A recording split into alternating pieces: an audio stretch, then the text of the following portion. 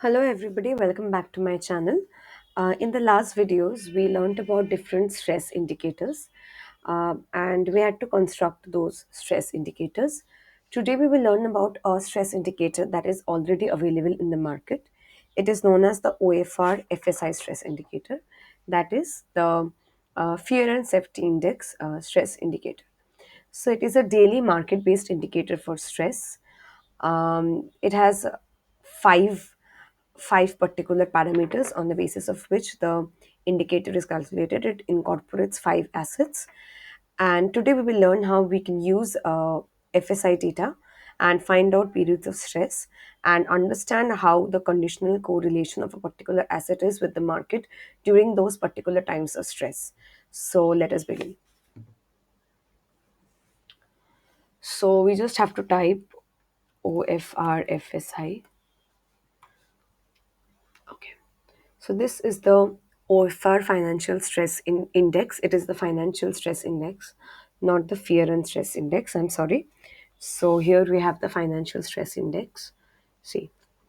So the indicator categories are credit, equity valuation, funding, safe assets, and volatility, on the basis of which the FSI is calculated. And then we have it also on the basis of regions, where the division is on the basis of emerging markets, other advanced economies, and the United States. Okay, so first let us download the particular index.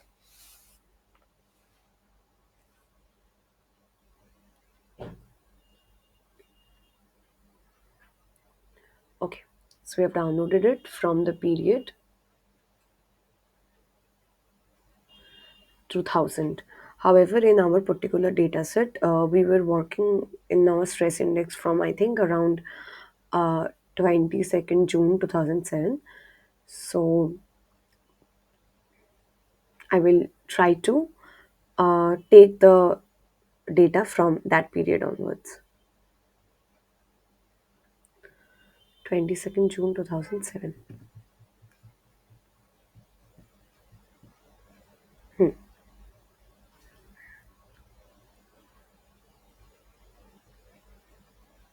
I think this is 22nd June 2007.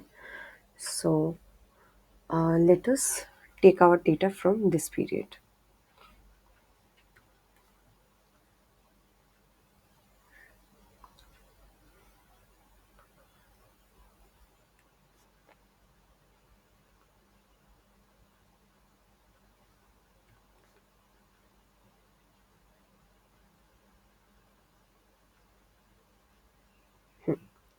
I think we have some extra values because, yes, because we had our data only, I think, up till we didn't, yeah, we had it till 13th May 2025. Then why do we have some extra values here? Here it is till 9/5 2025.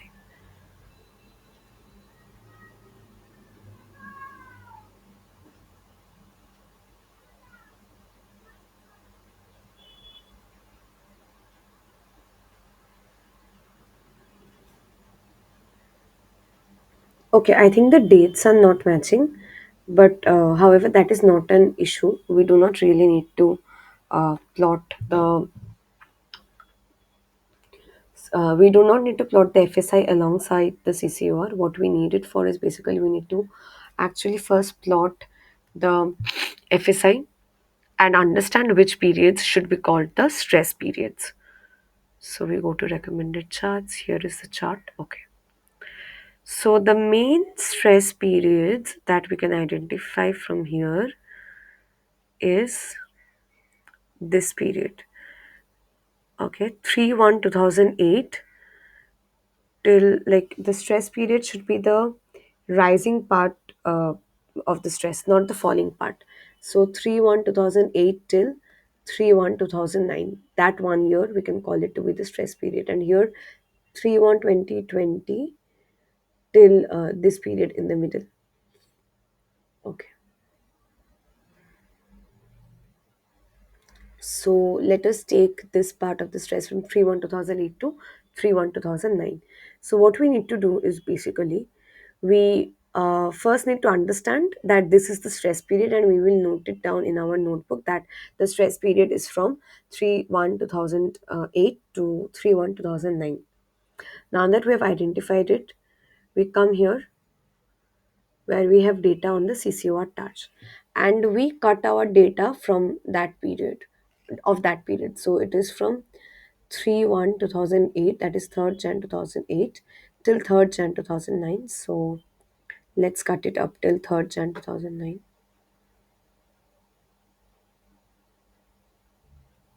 Okay,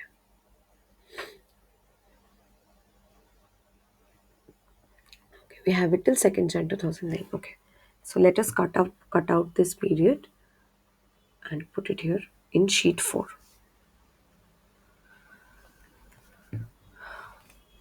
CCOR, this was on the basis of Dutch model, and it was for the stress period. So why we are doing this? Because as we know, if a particular asset shows negative correlation during the stress period, then we can say that the asset is a safe haven.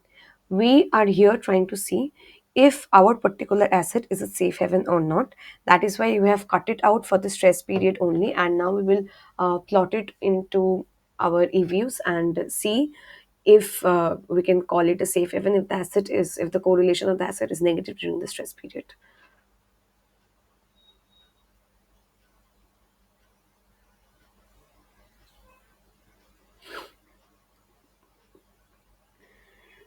Let me just save this.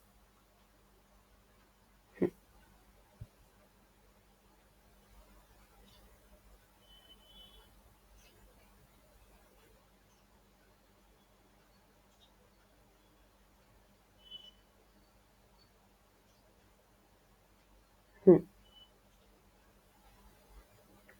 So let me plot this.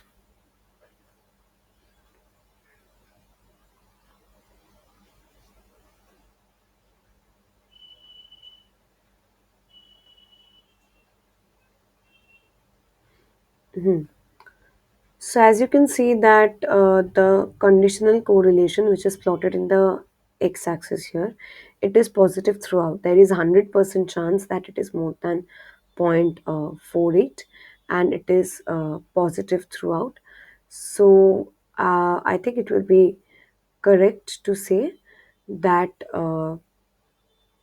this is not a safe haven, because in case of a safe haven asset, the correlation is negative during the stress periods. However, here we cannot say that the correlation is negative during the stress period, so we will not call this asset to be a safe haven asset. So that will be our conclusion. So another particular index that we have is the VIX index. So let me show it.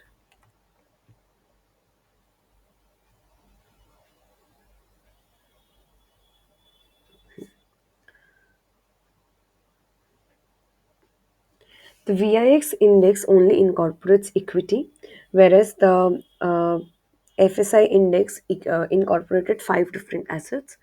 So let us download the VIX index data.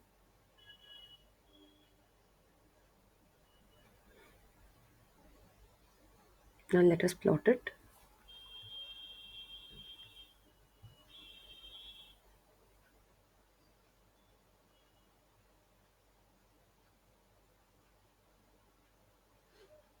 As you can see that the stress is more during the 2007-2008 period, and also during the 2020 period.